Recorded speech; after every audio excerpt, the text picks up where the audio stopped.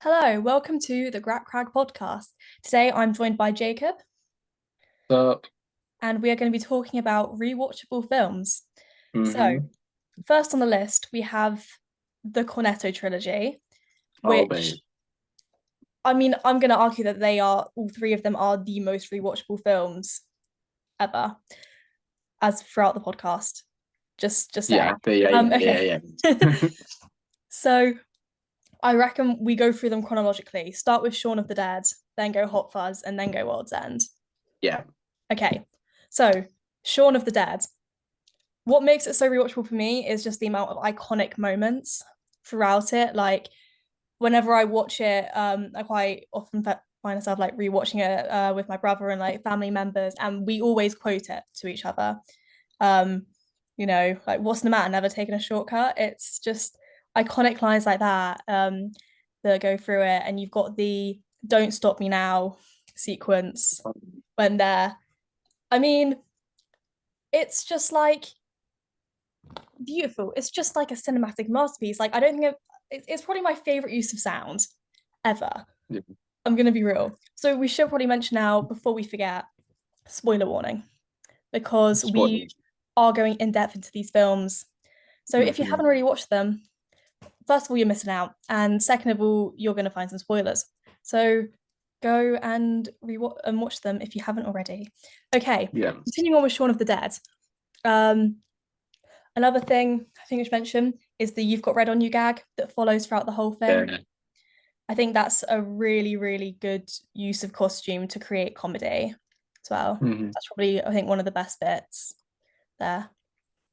And obviously you've got continuation, the continuous shot repetition where of the tracking shots of Simon Pegg's character Sean walking to the shop, and you've got it repeated again in the zombie apocalypse, and it's like exactly the same. And they did film it, I think, on two different days, and like in at two different times.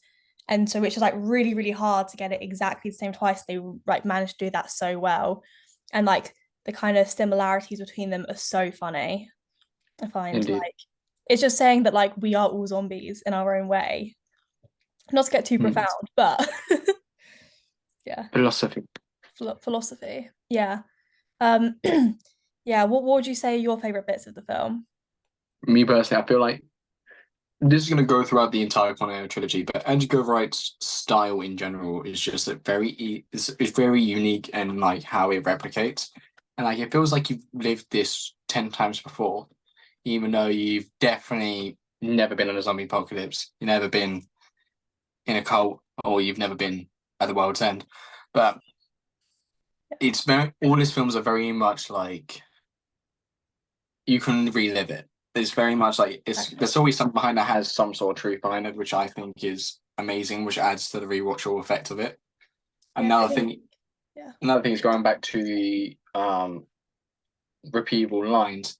There was so many like you can watch a film, right? And sometimes all the dialogue is a bit blurred, like you don't really know what they were saying. You watch Shaun of the Dead once, and 10 years later, you can come back to it and quote the entire film by memory. It's that much, Exactly.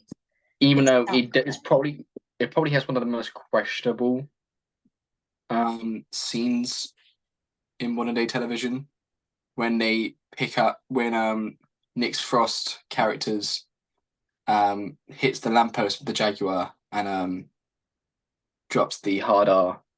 Oh, Yeah, yes, there are a few moments now. I believe yeah. when I This can't was remember made the in exact year it was made, but it was 2002, I want to say. I think it's more I think it's a little bit later than that. I know Hot Fuzz is 2007, so Yeah, it's so it's like I think before it's that. 2005. 2005, I would I say. think, yeah, probably something like that because it was also after Space, the TV show that Edgar Wright Yeah. also did with them. And and I know that You was could get away 1999 and two seasons of that. So yeah, yeah. you could get away with a lot more back then than you can now. Yeah, I think some bits like that are a little bit I think outdated, that's what but kind of overall, drags it down a tiny little bit for me personally out of the yeah. three, but it's good. Yeah, I think it's kind of like yeah, there are a couple of moments like that where it was sort of like Could you maybe do that now, especially maybe with female representation? You could possibly say as well that it is kind of men saving women, but then at the same time, the men are presented as so illogical. Yeah. It kind of is sort of like the female characters are the ones they know what's going on, you know? Oh yeah, 100%. Yeah. Um, so this is one of my deepest, darkest secrets. I Oh screamed god. at the bathroom jump scare the first time I watched it. With the mirror, when they close the mirror and he's standing behind Sean. Um, it's and so obviously you have that the first time, and it's a little bit of a jump. And then in the repetition of it, the first time I watched it, I actually screamed. That's funny. Yeah. It's kind of weird though, because you know it's coming and it is kind of mocking horror films, but at the same time it is like Yeah. it's so funny. And I find it funny now whenever I rewatch it because I just think that really made me jump. Mhm. Yeah. Yeah. I think I it think was you go. no, you go. Okay. I think also one of the all-round themes of the film is kind of the meaningful relationships, whether it's Sean or Liz or Sean and Ed, and it's very kind of, you know, both relationships, whether they're platonic or romantic, mean a Mhm. lot to Sean, and I think Mhm. that's really, nice to see. Yeah, I Yeah. think it's really cute, and especially with his mum as well. That's quite a nice relationship, That complicated with scene his though, stepdad. Yeah, that scene though at the end with Four Eyes, as I call him, I don't know his character's name. I don't care. I'll call him Four Eyes. When he's like going in to shoot the mum, he's like, nah. yeah. Oh my God, yeah, David. David? I think Yes, it's David. David. I I want to don't say know. I David. don't like him as a character. I mean, I like his purpose in the film. I like having a character like that, but I don't find his actual character likable. But like that is on Yeah. purpose, which makes it good. It's kind of a Yeah. weird thing to describe because you're sort of It's like, I kind of like like him as a character Umbridge, like this, but like Dolores Umbridge. Like you hate yeah, her, exactly. but because her performance is so good. Yeah. So more quotes that have come into my head just talking about it is obviously dogs don't look up. Big Al said so. Um, We're I not dating. Thanks, babes. it's yeah, it's the also that dialogue there with those two where it's he's not my boyfriend, it's like here have a beer, thanks babe. It's kind of yeah, it's so funny, and that I love that moment so much. It's hilarious, and it is inspired by a scene from Space that they did where Jessica Stevenson, who does appear in the film, gives Simon Pegg the phone and it's like, your boyfriend on the phone. It's like, he's not my boyfriend. It's like, hey, babe. And he picks up the phone and it's quite funny. I also believe this film was inspired by an episode of Space that they did where they It kind of was. about the zombies. They were Yeah. again, Simon Pegg's character starts seeing zombies and he goes a bit mental about it. Um, again, that episode's got in a lot of outdated stuff, but it is still very, very funny. Yeah. Um, yeah, but I think overall, Shaun of the Dead, I would say it's probably the most like the best kind of filmed and put together kind out of the three. Oh, I would okay. say it's the first. I wouldn't say it's one that I enjoyed the most, but I would say it's the one that's kind of like you can kind of tell it's the first one through its You can tell us yeah, you can tell us the first one. originality in a it's kind of like feels a little bit more new watching it through the techniques they do rather than the others, I think. Yeah. Okay. Fair. Shall we Moving go on to on? Hot Fuzz though, Hot which Fuzz. is if we're gonna rank them in order, which it mine's World's End, Hot Fuzz, and Shaun of the Dead, me personally. And See, a I lot of feel like people hate mine that I said changes on that. a daily basis. See, a lot Like of some people hate days that I'm I just in a put different World's mood. End. Yeah, A lot of people hate the World's End, and I don't know why, but we're gonna get onto that later. Hot we Fuzz will. now. The main thing of Hot Fuzz that I love about rewatching it is just the insane amount of foreshadowing that you don't quite Mhm. realize, I think, until like your fifth watch.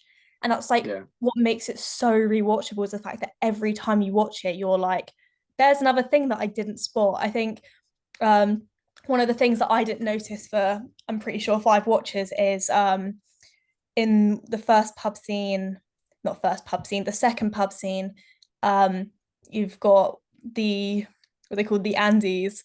One of them Yeah. says, um, everyone and their mum's down there, and Simon Pegg's character, Nick Ain is it? It's not Nick, is it? It's Chris oh, Officer Angel, and Well, he yeah. and he's like, really, who? And they're like, oh, him and his mum. And then at the end, it's him and his mum in that place. And I think Oh. it's the little things like that. And also you've got who's gonna ring you up? Aaron A. Aronson. And then at the end, the kid is called Aaron A. Aronson. um, there's so Another one many is different things like that. there's been also some of the best like line deliveries ever. Like, right. So your swan has been taken. What's your name? Pea Staker, piss taker. Are you really? Yeah, yeah. So it's yeah, it's Mr. Staker. Yeah. Yeah. Yeah, I love the swan is so like silly. I love it. Especially because like I know how utterly ridiculous it is to apparently get like to deal with swans in the UK because any I doubt we have any Americans or people from anywhere else in the world listening. But if you don't know about swans in the UK, they are technically all owned by the Queen. So if you King. need to King now, sorry. And if you want to yeah, real RIP Liz. And basically, if you need to like move a swan or if you need to do anything to do with swans, you have to get like I think a formal letter from the monarch giving you Damn. permission. I mean, I doubt they Yeah. actually write them. They're probably just like pre-printed or whatever, and someone sorts it out for them. But like, it's It's a big deal. it's like yeah, like it's kind of it is. I remember we had a film teacher who I think who shared a story once about having to move a swan on a film set and how insane it was, and they had to get like proper people in to move it. And that's kind of I feel like I kind of always think of that whenever I see the bits with the swan because they're just so silly. I love them. Yeah. For the American people that might be listening to this, it's basically like imagine if an American bald eagle landed in your back garden. You can't physically remove that because it's like the president's thing. Or like, I don't know. Oh, is I don't it? know Americans. I think it's something along the lines like you can't. It's like hunting. If you shoot an American bald eagle, it's like a felony. Oh, really? Any Yeah, Americans watching clarify in the prove me comments for wrong. us because I'm confused. Yeah, Anyway, but yeah, back to Fuzz. yeah. Um, and just the foreshadowing so good. I'm gonna keep talking about this. The Mhm. foreshadowing is everything. You've got the he'll be fine, he's a doctor bit as well. They're kind of references to bad boys and stuff. Um, very funny. And they do continue on gags from Shaun of the Dead. Again, you have the what's the matter, Danny, never taken a shortcut. Such a funny little scene. Yeah, It's because it's just so like I believe there is a film theory around comedy where it's like if you it's like the comedy comes from doing something in a way you wouldn't expect. And I think that applies here. Like it's so yeah, over the top in the way that Simon Pegg starts flipping over these um yeah. And then fences. and It's Nick Frost character just goes straight first. straight It's down. like it's like when a character, if anyone plays Dungeons and Dragons, it's like when a character rolls a nat 20 and then the other character rolls a nat 1. It's like it's the funniest It's stuff. so it's just so silly, especially because like he's got the look of it on his face beforehand of like I can do it. And the music also reflects that you've got like the same motif that was originally Yeah, played like that. Peg when he goes over and it just stops when he falls. And it's like watching I feel like it's kind of like a little kid when they're like, yeah, I'm gonna go do something. And he seems so confident in himself. It's so funny to watch. I think Yeah, the facial expression before he runs into a fence is so funny. Like it's hilarious, gets me every time. Yeah. yeah. So Another thing may about I it is you wait, yeah, you go on. yeah. Another thing about the film I like me personally is every like you were talking about foreshadow. Um, everything that you see that helps Nicholas Angel is it pretty much presented to him in the first half of the film. So, plant that the piece that he brought with him smashes the dude's head, so it makes him a skis. The little ketchup packet that someone puts inside his little thing helps him looks like makes him look like he's dead. Um, like everything, like from the crossroads, the supermarket, everything in that town has been shown to us in the first 30 minutes of that film, and the rest of it's been proven later how everything was important and you should have been paying attention the entire time. as a thing. And you do pick up on those the more you rewatch it, which is what Yeah. makes it so rewatchable. Also, the line delivery wise, Olivia Colman, nothing like a bit of girl on girl. So funny. Um, Olivia Colman is actually so iconic in I this film. Like I know it's kind of like it's quite stereotypical female representation, but I feel like they're still sort of taking the mick out of it as well at the same time because no, but she's so to like be that. honest, you say that, but most films that would be a man doing all them lines. That is true. I think Yeah, I feel like she does kind of go into the sort of, ways that it's almost like a modernization of how they used to write female characters, I feel like. Because, yeah. they used to just have like, oh, the love interest, and they kind of have that similar thing, although she isn't anyone's love interest, she is the one who she's a bit more kind of sexualized and everything, which again Mhm. is very, very common. But I feel like they do it in such a way where it isn't offensive. I don't know how they managed Yeah, to do it, but no, nothing because about she's her just performance funny. offends me. It's She's it's just just the genuinely magic of funny. Olivia Colman. It's the Yeah. magic of her acting. And as we were on the topic of as I mentioned, love interest, the Kate Blanchett cameo, Hmm. which is I think the first time I found out about that, I was like, what? I think it was like my second or third rewatch, and I think my dad told me, and I was like, that's Kate Wait, Blanchett. what was she in? What was she? Was she? Hot Fuzz. Yeah, yeah. Yeah, What she character? is Janine. Oh my god, I'm getting characters wrong. But Simon Pegg's character's ex-girlfriend, who he goes to the Oh yeah, crime scene to visit. yeah, Apparently, Kate Blanchett loved Shaun of the Dead so much that she asked Edgar Wright to be in the next film. And apparently, he found it so funny the idea of having a really, really famous celebrity that nobody can recognize. So he got yeah. Kate Blanchett and was like, I'm going to put you in a forensic suit with a mask and I want to say goggles, but I'm not can't quite remember if they're in that. She doesn't have goggles. All she has is the face mask on her. So you can just see her eyes, and Yeah. nobody picks up on the fact it's Kate Blanchett, and I find that so funny. Mhm. Like it's amazing. Yeah, Um, moving on to my favorite. World's End. Um, Your World's End, and I will tell you why it's my favorite. As Go a for it. young boy growing up in the UK, we are all men are waiting for their first pub crawl, and like this is just it's just true. So I watched in World's End. I was like, okay, let me see what this is all the hype is about. You watch it once, and you're like, God damn, this seems cool. And then you watch it 10 times when you watch it 10 more times when you're drunk, and you're like, yeah, next week sounds gonna be fun. And then but taking out my alcoholism for a minute, um, is usually Gary King is like is basically the villain of his own story. Yeah, I think it Yeah. is quite sad with I think they do So touch yeah, on yeah, this with scene, their risks and they do even at the touch a start lot. of the scene, Yeah, they do touch on mental health, and I think it's kind of important sometimes because some comedies can, the other line they don't quite always appreciate some of the dark stuff that happens in the world. But this one does, like it's so funny, but then it's also so meaningful. I think meaningful relationships is a theme that goes throughout the entirety of the Cornetto trilogies. And it's just so, especially in this film, I think how he's lost all of his friends, and it's so sad to see him like that. It's just kind of yeah, it's so um yeah, it is quite sad to see, but then it is very meaningful. I think it does make the ending even more impactful. another thing is as well. Usually in most films, when it's Simon Pegg and Nick Frost is the goofy, lovable character, and Simon Pegg's the serious one.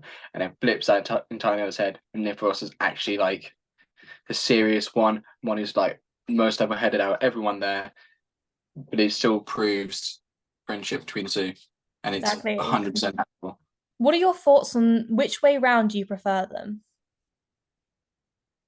I like I like him when they both have a bit of laughter to him, but if I had to choose, I would prefer Nick Frost as the serious one because he's like the way he plays Agree. Andrew is like the most perfectly representation of a man trying to leave his younger self behind, but wants to still live with his like live and protect his friend. Exactly. I think for the other two films, it works the way round that they are. Yeah. But for World's End, I find their dynamics so perfect. Especially with I'll link back to Spaced here again, where Nick Frost's character is overly serious. He's like the strong military type, and it is hilarious the way that he Mm. plays it. He's so serious and it's unserious. And I feel like World's End doesn't quite do that, but it does still take a serious character and make them comedic. And also, if we're going to talk about foreshadowing, like in all the other films, every single pub has some resemblance to Yes. it. So, like the first post is obviously the first one. The second one, I think it was like through the door or like something Yeah, like that I've through tried the wall. to go through the film and work out all of the pubs and how they link to what happens, but Because through the I wall get pub is too basically engaged in it and forget. when they crash the car into the wall. Okay. Um, I think this they have the third one, two mermaids or the something as the siren, the sister, the siren. two sirens as the with the twins, Yeah. I believe. Um, no, the old familiar is when they find Reverend Green, which is the weed Exactly. dealer. Yeah. Um, um, what else was there? World's End was obviously the World's End. Because the world would Um, end is kind of yeah. goes apocalyptic. Yeah. Um, there was basically yeah, and five basically the fifth one where they would all like sad friends and one happy but one that was obviously Gary and his friends. Yeah, I think there is one. I can't remember the name of the pub. There is a pub where it foreshadows that Martin Freeman's character is in fact a robot after he's been turned into one. Not a robot, sorry. What is it? I don't know how they like to put Alien. blanks. It's an alien. It's a Blanks. yeah. It's can't have robot because it comes from the was it Russian word for slave. It's Yeah. and they're not against their will. Um yeah. The other thing that I love about World's End is the use of Loaded by Primal Scream, which is an amazing song. And the way that they use it throughout the film, especially in the opening scene where it kind of matches what's going on. And I really like that. And then again, later on near the end, Gary does quote it where he's like, we want to be free to do what we want to do. And that's kind of what the film is about. And I love the use of that song there. Edgar Wright is like the master of using music in films, I feel like, and Yeah. Wilson does definitely show that. Another thing is with all three of these films, the reason why they call it Cornetto Trilogy is because they're based off different flavors of Cornetto, which is an Yeah, English brand ice cream for those who don't live in England. yeah. Um, I think that's kind of iconic. Like in my house, it's not a strawberry cornetto; it's a Shaun of the Dead cornetto. Like yeah, I think it's not a mint Cornetto, it's a World's End in Cornetto. cornetto, it's not Um, a chocolate cornetto; it's a hot fuzz cornetto. yeah, It's I think, and they do kind of match up because you've got the red for the Bloods and zombies, you've got the blue for the police uniform, you've got the and you got the green of green. the aliens, it's very well thought out. I think, should Also, we you can. quickly chat about the themes that run throughout all three, or is there more to say about World's End? I think we can pretty run through the themes. I feel like first thing, everything has foreshadowing in it. Everything Yeah, has foreshadowing some is sort very of good. everything has quick cuts and quick edits. Yeah, very To fast-paced editing, whip pans, all kind of handheld, fast movement stuff. Very good uses of music, as I've mentioned. And thematically, the kind of meaningfulness of the relationships between the characters and pubs. Pubs come up in all of them. yeah, Pubs yeah, play a massive role in all three. yeah. Um, I feel like there's others that I can't quite think of at the moment, but there's I think there's that's there pretty is so much it. much linking them. You've got lots of gags. They're always jumping over fences and stuff as well, aren't they? In Walton, they Yeah, don't have the never taking a shortcut gag, but they do have I believe the one Gary that they runs up, go into a knocks and fence. run. Oh, they do also You knock don't over. go through a Yeah, fence. They do or it's go through Simon a Pegg fence. knocking over a fence, not Nick Frost. But still hilarious. Yeah, Yeah. I think. that sums up the Cornetto trilogy. Did you say? Yeah, pretty much. Okay. The other film that I want to talk about in this part, which Jacob has not seen because he is missing out on life, is Alpha Papa, an Alan Partridge film, um, which I think is hilarious. All of the jokes get me every time. It's so funny. I feel like it has the same kind of comedy style of the Cornetto. It's kind of a mix, I would say, of Cornetto trilogy humor and Wes Anderson humor. And it's a perfect fusion of the two of them, and just all of the jokes are so funny. They're funny every time you watch them, and again with the noticing things that you only notice when you're rewatching, which we found a lot in Hot Fuzz. In this film, there is a scene where he's in his shed and he's working, and then his assistant walks in, and in the reflection of his sunglasses, you can see like breasts, and it's meant to suggest that he's like not actually working. He's like watching porn. I find that very funny, but it's kind of one of those things Yeah. that you just realize while rewatching, and you're like, hold on a minute, did I just see that right? And it's Mhm. very, very funny. My favorite bit of the film is the hostages jingle. Basically, the plot of this film is that it's at a radio station and someone gets sacked, and then he kind of goes off the rails a bit, comes with a gun, holds them all a hostage during a Christmas, not Christmas, a party. Um, and because they keep recording from the site of the siege, and he makes the hostages come up with their own jingle. And I want it on my playlist. It's the funniest song to ever exist, I'm gonna say. I just love it so much. It's hilarious. I just Can you sit give there us your own dying of rendition of it, laughter. if that's all right? Sorry? Can you give us your own rendition of the Oh, I might have to find the lyrics. I can't quite remember all of the lyrics exactly off by heart, but let me find them. Um, because this will be going down in Greek history as oh my a God, I Grace. really hope. Okay. Oh, maybe it's not. I'm gonna have to find. I can't quite find. I'm trying to find a video of it so I can sing along. Um,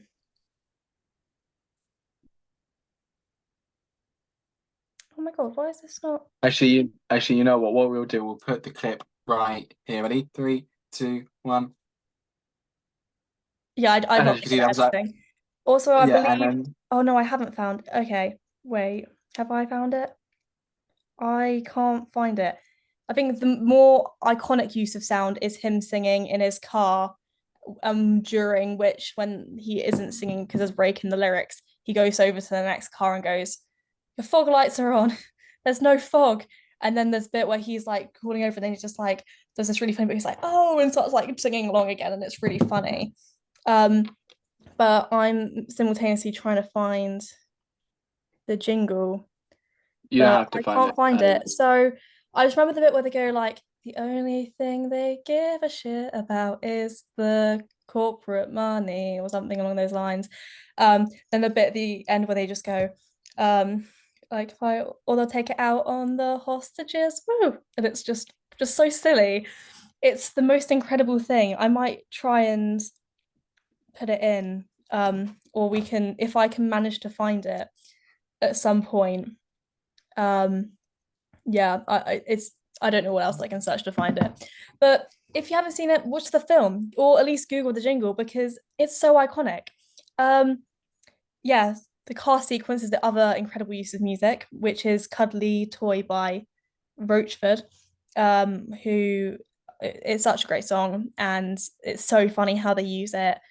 I think it's one of those things that you can kind of quote and everything. Um, yeah.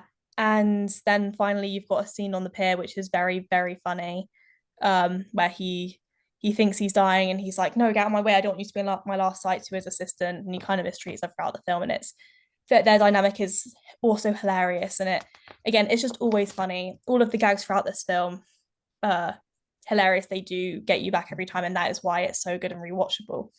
um and I believe that is what sums up Alpha Papa. We hope you have enjoyed this podcast episode. If part one. yeah, part one, that we will be coming with part two where we will be joined by Alex. Sadly, I'm Alexander Wood. joking. He will for you joining us to talk about more films. Shall I list those films? I mean, go for it. Right, Rise of the Guardians, Now You See Me, Duology, and Fantastic Mr. Fox. Which, so, if you would like to hear us talk about those films because you enjoyed us talking about these films so much, then please like, subscribe, follow, do whatever you can. Watch all of our short films, look at all of our posts, listen to all of the podcast episodes because we need the views. Go for it, guys. Please support us. Please, please, And please, if please, you have please, enjoyed this, please, then I'm sure you please, will enjoy lots of other stuff. So please, please, please, stay tuned for please, the next please, part. please, please, please, please, please, please. And we hope that you enjoyed this so much and that you also love these films. Maybe if there's a comment section on this, drop below which one of these is your favorite. And for now, bye. Peace.